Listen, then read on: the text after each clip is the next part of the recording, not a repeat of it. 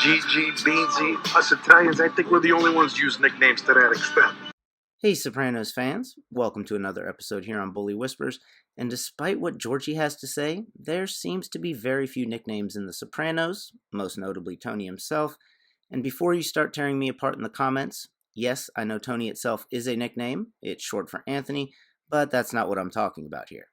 What I am talking about here are proper gangster-sounding nicknames, which we believe in strongly here at Bully Whispers, and we've even come up with a couple of our own. We decided in the comment section of Furio's episode that he is now Furio the Beekeeper Junta, and the frontrunner for Butch at this point seems to be Butch Left Eye DeConcini. However, both of these were analysis episodes, and the nicknames were kind of side things that came about in the comment section. So in this episode, we will try and give some characters nicknames, most notably Johnny Sack, Vito Spatafor, Richie Aprile, Ralph Cifaretto, Chris Moltisanti, Silvio Dante, and of course Tony Soprano, but not before going through all of the great pseudo nicknames in the show. Now, feel free to put a nickname for any of these characters you want down in the comments, and after a couple of weeks, I will take the top suggestions for each character and release them in polls to see which one comes out on top. So if you have an idea for a nickname for anyone, leave it in the comments, and if you already see it there, just like that post and post it again in your own comment anyway, because that's the only real way I can determine which names actually have traction and should be in the polls.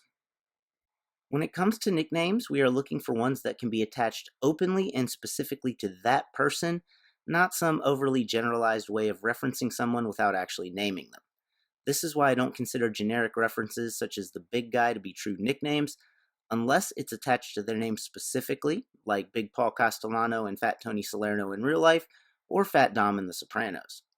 On that note, a one-time jokey insult is also not a nickname, although that is how a lot of them start, which brings us to the best pseudo nicknames on the show, and if you think they should become permanent, let me know in the comments.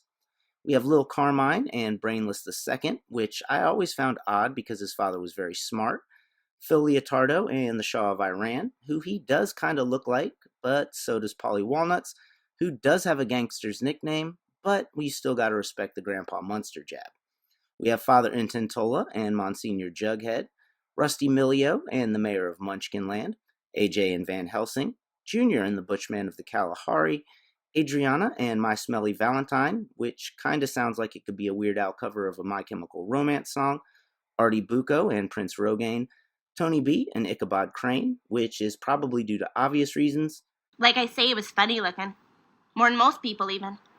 But there are some similarities between the two stories, and my guess for what the fan favorite will be, Noah Tannenbaum and Jamal Ginsburg, the Hasidic homeboy.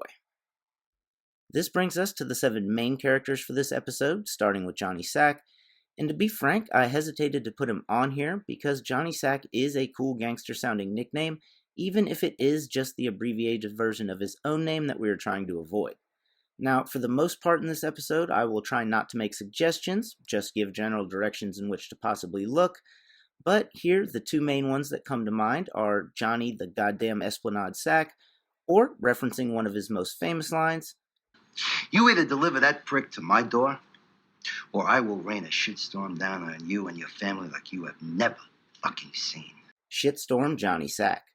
Moving on, we get to Vito, and obviously there is a lot of low-hanging fruit here, but come on, let's keep it classy. There's plenty of other things to focus on, from his passion for fitness to his prowess in the construction business and his ability to appear out of nowhere. Of course, he does have the pseudo nickname, Captain of the Good Ship Lollipop, given to him by Phil Leotardo, but that's a bit long for a nickname. This brings us to Richie Aprile and Ralph Cifaretto, who I am going to address somewhat together because one of them really should have the nickname Crazy. As to which, I've already done a comparison in another video that goes much more in depth, so I won't go into that here, as I'm more curious to hear your thoughts. Aside from that, one big difference between the two is that Ralphie is a good earner, while not so Richie Rich is constantly worried about money. This problem is often exacerbated by Janice, and his relationship with Janice in and of itself opens up a whole world of possible nicknames, but not as much as Ralphie's relationship with her. It's here that we get to the main 3, starting with Christopher, and he offers plenty of directions to go in. Between his movie career, his partying, his dog killing, and his potential as a male model who could have helped Jackie Jr. launch his clothing line, his is a character flush with possibilities. Next is Silvio Dante, and with his Johnny Bravo style hair, which has been confirmed to be a hairpiece, even I have joked that he probably knows where Junior's hidden money is. I heard there's a treasure map under here. His style reminds me a lot of Big Boy Capri from Dick Tracy, and I'm curious to hear your suggestions for him, but not as much as I am for Tony Soprano. We all know that Tony never had the makings of a varsity athlete, largely due to his small hands, and this may be something he's self-conscious about. Remember, not all nicknames have to be sayable to a person's face. For example, it's been noted in several interviews that no one called Carmine the Snake Persico the snake to his face.